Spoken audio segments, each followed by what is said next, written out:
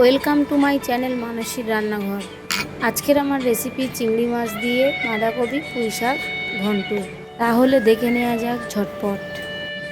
এই রেসিপিটি বানানোর জন্য প্রথমে আমি কড়াইতে 50 গ্রাম তেল দিলাম, দুটো তেজপাতা দিলাম, পরিমাণ মতো 5 ফোড়ন দিলাম। 5 ফোড়নটা একটু লাল লাল হয়ে গেলে দুটো মাঝারি সাইজের পেঁয়াজ কুচনো দিয়ে দিলাম। পেঁয়াজটা একটু হালকা লাল লাল হয়ে যাওয়ার পর এখানে 1 চামচ রসুন বাটা, 1 চামচ লবণ, 2 চামচ আদা বাটা দিয়ে দিলাম। মশলাটা আবার একটু হালকা ভেজে নেব। ভেজে নেওয়ার পর এখানে দুটো মিডিয়াম সাইজের কেটে রাখা আলু দিয়ে দিলাম।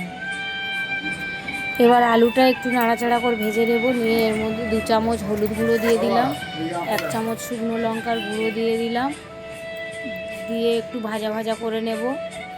এবার আলু আর মশলাটা একটু কষে নেওয়ার পর এর মধ্যে একটা বড় সাইজের কেটে রাখা টমেটো দিয়ে দিলাম।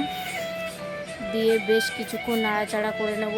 টমেটোটা একটু নরম হওয়ার জন্য আমি 2 মিনিট ঢাকা দিয়ে রাখব। 2 মিনিট পর ঢাকাটা সরিয়ে আমি একটু নাড়াচাড়া করে এর মধ্যে 200 গ্রাম চিংড়ি মাছ দিয়ে দিলাম। দিয়ে বেশ কিছুক্ষণ ভেজে নেব, মানে কষে নেব। চিংড়ি মাছটা একটু ভাজা ভাজা হয়ে গেলে এখানে আমি কালারের জন্য কাশ্মীরি লঙ্কার গুঁড়ো 1 চামচ দিয়ে দিলাম।